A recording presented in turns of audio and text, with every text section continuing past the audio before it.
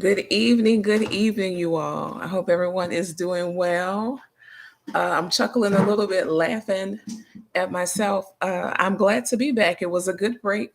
Glad to be back in the groove, just ready to share some more things about the things, right? But I actually forgot. I forgot which section I needed to go to for a minute to go live. It took me a moment. I said, and I'm behind schedule trying to figure out what button I need to press again. But glad to be back. If you have seen the social media updates, you've seen the posts, we're focusing on the parent this month. So, in a holistic fluency space, this is the month of the parent. So, hope that you are excited, ready to get all the tools, the resources, the support, all these things, because we are more than happy, more than excited to share these things. So, y'all, the topic tonight is math and mental health. So, when anxiety starts to shape how kids learn, because a lot of times we talk about these things separately, right? Young people's math development, their mental health, but a lot of times they actually are developing, they're being impacted simultaneously at the same time. So, we're focusing on that space tonight. So, anxiety in math, math anxiety, and what happens when it's shaping has much input, much weight on how kids are learning and emphasizing in math. So, the goal is really for you all, for parents, caregivers, the village, right, to one, know that we understand your math stress, right, as the adults, but also connect that to and connect to our young people's learning experiences. So you're going to have some specific tools and strategies for lowering math anxiety at home. All right, here we go. So we're jumping back in really quickly. A quick question for you. When you think about and think back to your math class growing up, what's the first feeling that comes up? Is it stress? Is it pressure? Or maybe pride if it was your favorite, right? You loved it. Maybe it's a heart, right? Heart thoughts. So, again, one more time, quick question. When you think back to your own math class growing up, what's the very first feeling that comes up? A lot of common responses, again, are like stress, pressure, maybe just pride, love, if it was your favorite. But be honest, go ahead and drop that in the chat. Okay. And while y'all are thinking and wanting to pinpoint your exact thoughts and feelings, let's be clear that the truth is whether you loved it or hate it, math class no longer looks the way it did when we were kids. Okay. So, again, if you loved math class, if you hated it, then it no longer looks that way. The math class you remember does not exist anymore, right? Not from when we were actually in the classroom. But honestly, that's a good thing, believe it or not. So, quick little update. One, a lot of times, right, we talked about people might connect pressure, right? That might be the first thought when they think of math class. And a quick story for me that, yeah, of course, at some point I felt math pressure. But I'll be honest, I don't remember thinking about math or experiencing math pressure when it was talking about Johnny and his apples. Not that, although that's level one. That's that first moment when a lot of people do start to feel some stress and some pressure. For me, you all, it was Aunt Sally and PEMDAS. It was Aunt Sally and PEMDAS. It was just not going well. Like sometimes I would get it correct, sometimes I would get it incorrect. I didn't know what key I was missing, any of those things, right? So if the first layer is Johnny and his apples, for a lot of people, the second layer is PEMDAS, because again, being honest, we've seen the social media posts, right? It is still wrecking shop amongst a lot of adults even today. You've seen the comments where people are arguing about what the final solution is, right? It's a mess. It's a mess. Between that and at times the too many red pen marks, y'all, that could ruin your whole day. So just thinking about some of these common experiences that we all have surrounding math. And about those too many red marks, did you know that because of psychological studies, that a lot of educators these days don't even use red pens at all? Like you'd be hard pressed to find some red marks on a young person's, test paper, any kind of feedback these days, just because of the strong response that we have to it. So, fun fact, right? Yeah, but honestly, the math classroom that we remember, the math classroom that a lot of people, refer to when they're thinking about their experiences and what they associate with the math class. Back then, honestly, stress was just seen as normal. Like, yeah, math. I know, I get it. Math was seen as normal. But today, we actually know that math anxiety is not just a phase, right? It can actually block how kids are learning. So, again, think too many red pen marks, right? Leading to stress, leading to blocking future learning. So that's his own little pathway that was created. So, a couple of things. So, why we're going to talk about what math anxiety is, right? So, it's not just disliking math, it's not just, okay, I'm not a math person, not that, not saying, just articulating, saying that out loud, but it's actual fear or avoidance that can hijack, take it over the working memory. It hijacks it completely. So, when we're talking about working memory, let's talk about it a little more. Let's dig in. I know you may be thinking, okay, working memory, I maybe heard that before. What does it have to do with math? So, in general, the working memory is your mental system that holds, right? It holds and manipulates information so you can perform cognitive tasks, things where you have to process some information. So that includes like learning, reasoning, right? Your decision making and problem solving. So it's a dynamic workspace because it's constantly receiving information and seeking to apply it. But while it's integrating with information you already knew, so with existing information. So it's all those things happening at once. So it can be adding numbers, following instructions, or comprehending sentences. So that is those steps, just those three examples are essential to your working memory, examples of it, right? So from here, I wanted to make sure you all had an analogy. I love to leave analogies to help connect some things while we're still talking about working memory. Good evening, good evening. One analogy I wanted to give you is your working memory is like a mental sticky note. So it's not large, right? It's not a large space, and it can hold on to bits of information just long enough to use them. Like sometimes we jot down like a quick to-do list, things like that there. But the problem is if it gets too full, right? There's only so much we can put there, whether it's stress from math class, some math anxiety building, pressure, maybe the instructions, the steps were a little confusing, then something important slips off. So if we don't have all those pieces in play, if I don't have my whole list, right, my whole little checklist on my sticky notes, then that is an error with your working memory that impacts how you're going to be able to perform on the math problem. When a child is anxious, that sticky note actually gets smaller. So if the problem even looks overwhelming, their brain doesn't have enough space to hold the steps, the numbers, and then the stress. So that's when you may see some freezing up, tears, or absolute shutdown. That's one of the instances where that happens. So another analogy, I have three for y'all. Another analogy is thinking about juggling, right? I don't know how to juggle, but I want y'all to imagine with me. So imagine if we only had so many balls, right? Maybe three balls we can keep, four balls we can keep in the air at a time. If I'm tossing a ball labeled worry, another one is going to stop. For example, working a math problem, I'm juggling. Okay, there's the numbers. Cool. Okay, I think I know what math operation I need. Oh, these are the directions to solve this kind of a question. Okay. But then here comes that fourth ball, anxiety. And then one of the other balls falls. So now I don't remember the numbers. I'm not sure what operation. What did the teacher say? What did the instructions say? Right? How am I supposed to perform this?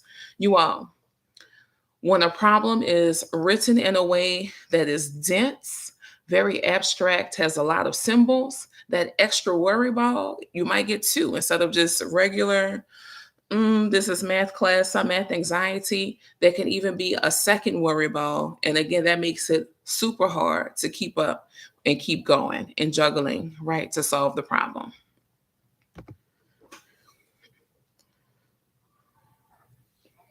Uh-oh. So y'all are able to hear me clearly?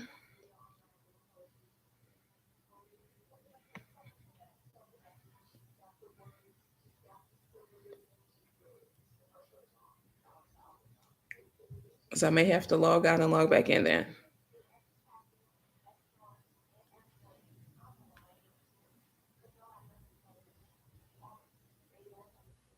Oh, so you can? Okay. Okay, look, just checking some messages.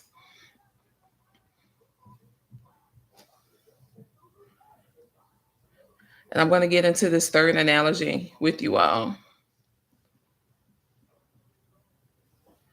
All right. So we already talked about, right, your working memory, which we said that's one of the pieces that you need to solve a problem. Your working memory being like a sticky note, like a juggling act. The third thing, which will definitely I think resonate with a lot of us, is if your working memory was like your brain's Wi-Fi signal. Thinking about it like that.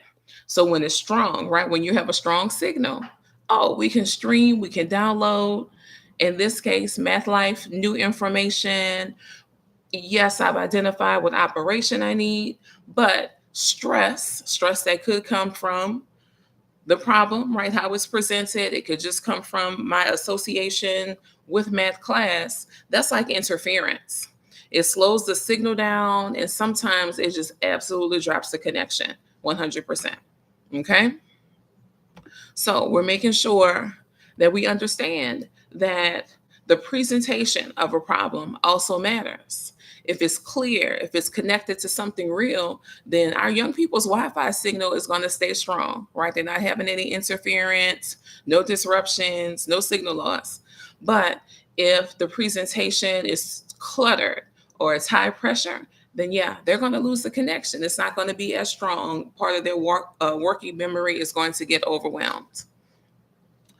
So checking in on why that matters. Okay, we spent a few examples, sometimes on a few examples for working memory, but 1 in 5 students experiences math anxiety. We talked about this as early as elementary. However, with that in mind, we know that again, it impacts your working memory, which you need to solve problems. So that happens to be freezing up on tests, saying, oh, I'm just not a math person, or maybe avoiding math homework when it's time. So the takeaway from that conversation on working memory, I really want you to lock in on anxiety is not about ability, it's about environment and response. And even with a young student that I was working with last week, well, a middle school student, right? Still a relatively young student. That came up where she understood because she was like, I feel fine. I'm confident, like I know it. But when it's test time, I don't know. Something happens. I just get really nervous. And it's like I can't think, I can't remember anymore. So I was even having this conversation with her, like, yeah, this is how this goes, but encouraging her to speak with the adults in her life about it. Especially teachers, because teachers will know some of the things to do, especially in class, teachers, counselors, and here, right now, I'm definitely making sure parents understand how this works so they can have some tips as well. But definitely not a made up, I just feel like I just forget. I don't know what happens. This is a very real thing that a lot of people experience. So imagine if we had a couple different questions, right? I'll paste a couple questions in the chat. This first question you're going to see is a traditional question. 3/4 divided by 1/2. Now, you might already be like, let me think. I don't know. Some people may be like, Anika, I did not come here to practice solving math problems. I wanted some practice and some insight about math anxiety and some tools to support. We're getting there. I promise. I promise. Let me show you a second question in the chat. The second question says, you have 3/4 of a pizza left. Each person eats one half of a pizza. How many people can you feed? I have a question for you. When you're looking at that question, which question felt scarier to you? The first question or the second question? Which question itself felt scarier to you? Just in the chat, right? I post them both in the chat. 3/4 divided by one half. Or the second question, you have 3/4 of a pizza left. Each person eats half of a pizza. How many people can you feed? Which of those questions felt less scarier? The one that's the straight question or the one that is a scenario? Okay, good. Finally resolved. And some people may be thinking, well, both of them, because I don't want to answer either. The first question. And you know what? Thank you. Thank you for answering. And that is true to form. That even though that's how many of us experienced math, it was problems just over and over and over again, right? And you're just like, all right, let me see if I remember the steps. What's the procedure? What did the teacher say? All of that without the context, without the understanding. So our young people are experiencing math more so like the second question, where it's a problem that it feels familiar, right? So even with it just feeling familiar, because you all, it's the same problem.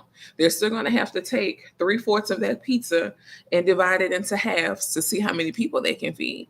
But for many kids, their first one, oh, my brain just tensed up. It shut down. I don't even know what. I don't remember all the steps, all the things, right? The numbers and the symbols. They're trying to compete for some space on my mental sticky note, my working memory. The second one, because it feels familiar, you all, it gives their working memory a chance, more than a chance. It gives them something to hold on to, an image, a story. Yeah, they've had some pizza. Yeah, they've had to share, right? Maybe some pizza, a few slices from this one, a few slices from that one. Now we have 3/4 of a pizza left. Okay, I can visualize this. I can work with this. That safely frees up brain power to do the math itself because they had something to anchor onto. So a big connection here is that your working memory and emotion are going to work together.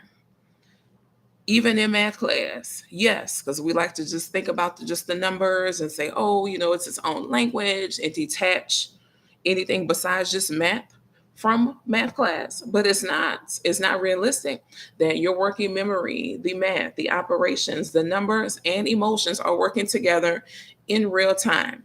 It's happening simultaneously. So, yes, the way that we present math changes how safe or how stressful it feels. Yes, at this day and time, I prefer the second, though. I have more experience with the first. Definitely. Like we started off saying, the math class that we remember does not exist anymore. Honestly, the math class that most adults remember, it does not exist anymore. It's a whole different ball game, but in a good way. It feels extra sometimes to the adults. It's because the young people are getting the context, they're getting the familiarity regularly. And a lot of us, we had to simply do just the problem, solve this. Oh, you finished the odd. Look at your answers in the back of the book. See if you got it correct. Okay, good. For homework, do the even, right? Just rote memorization, rules and procedures, again, without the context. So again, in terms of working memory, the scenario, although it is unfamiliar in terms of math class for the adults, in your regular life, it's very familiar, very familiar. You can reason through that.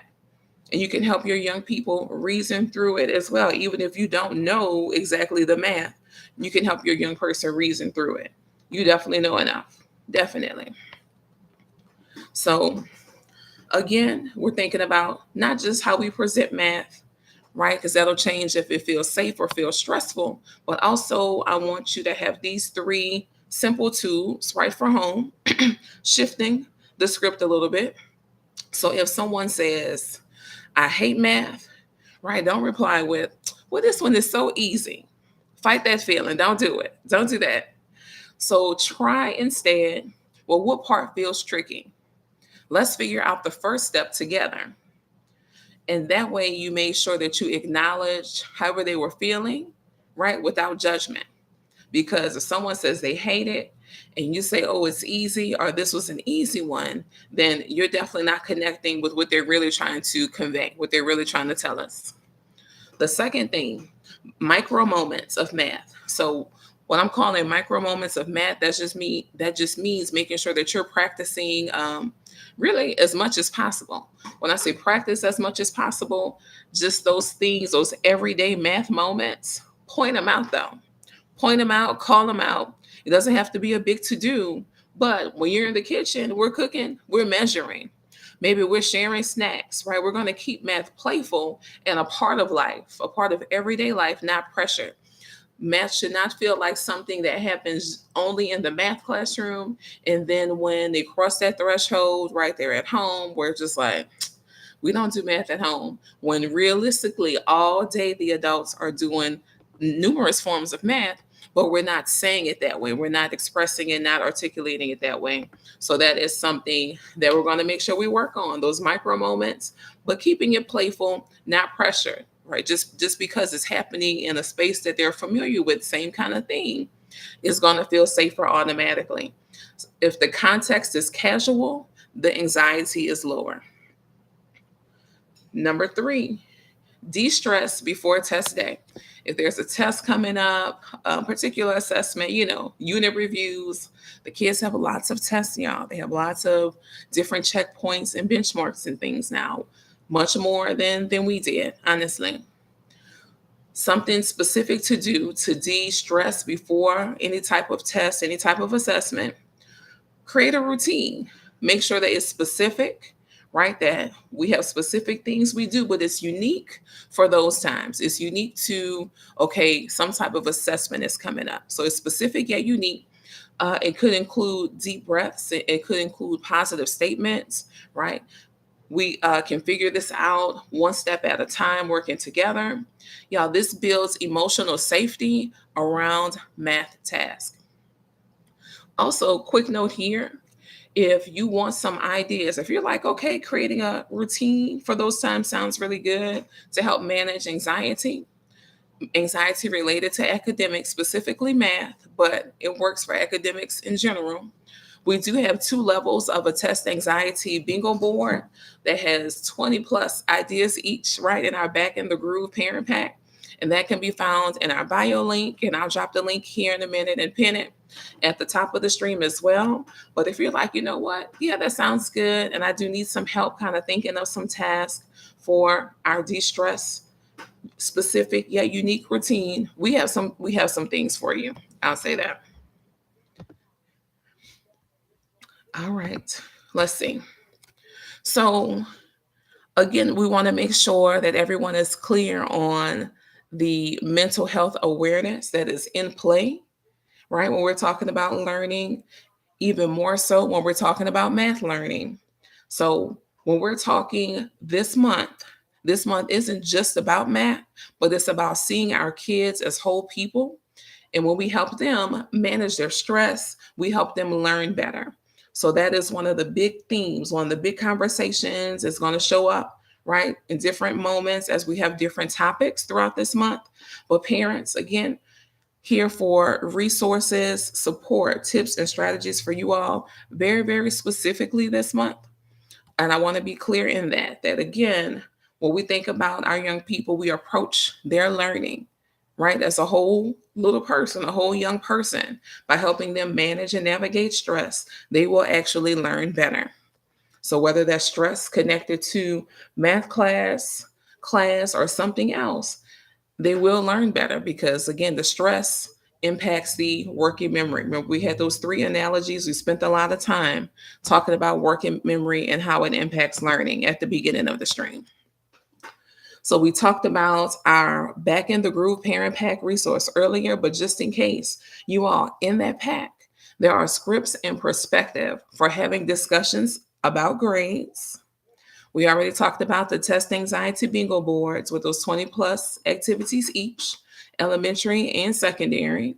But y'all, there's clarity and strategy for homework time. We have a shared planning template because sometimes people don't know where to start, right? How much help do you need? Did you want to start by yourself first? And that becomes a point of struggle, sometimes a point of angst if we aren't careful. But I do have a new resource for you all. I'm about to drop it in the chat as well this evening. Give me just a moment. So let me pull these things up for y'all.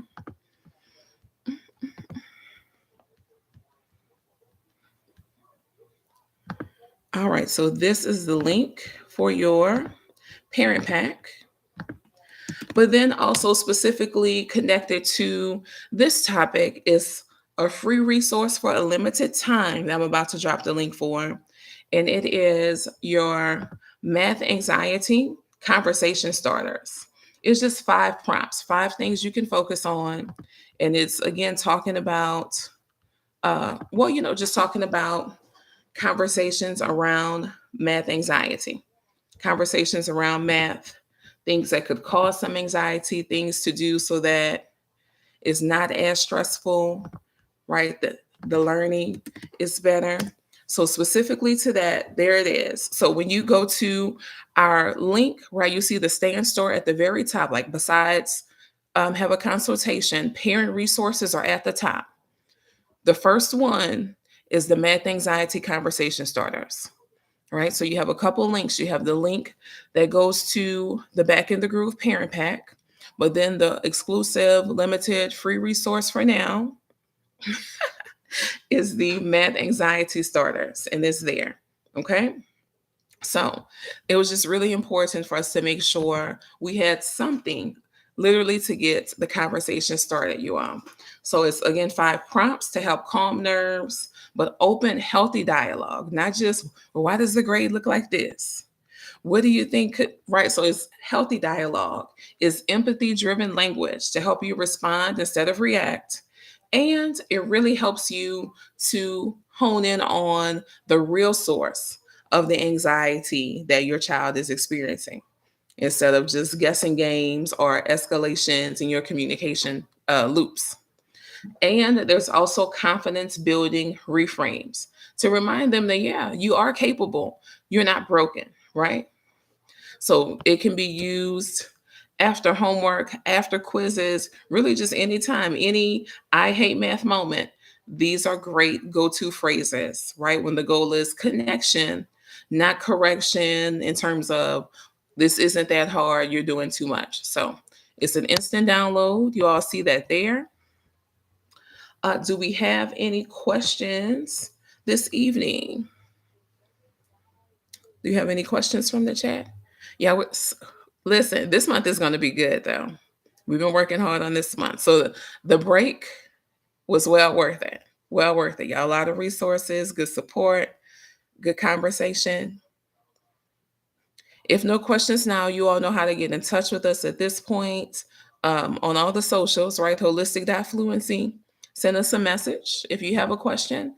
So next week, we are getting more into some of the neurospiciness that can also impact math in terms of going a bit deeper into when kids' brains work differently, especially when it comes to maybe ADHD and learning experiences.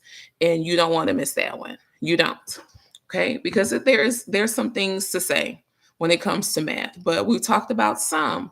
And a lot of it, you're getting some hints and some winks, right? It's going to have to do with helping them navigate and manage stress and also how the problem is presented. All right, no questions. Okay. So just want to close with this. Y'all, being clear that you do not have to be a math person. You just have to be your child's person, right? Because sometimes we think, well, do I? I think I did. We have a piece on our social media. It's like parents are saying, do I have to teach like a math teacher to really support my child? No. There's very specific things you do, right? You coach, you encourage. You model when you can. You just let them know that you're there. That's what your responsibility is. You don't have to be a math person because you just need to make sure you're your child's person. And that's the takeaway for tonight. All right, if y'all have any questions, if you missed part of the stream, go back to the beginning, watch it, let us know. Hashtag replay. If you're catching on the replay, thank you so much for joining. And I'll see you next Sunday, same time. Bye-bye.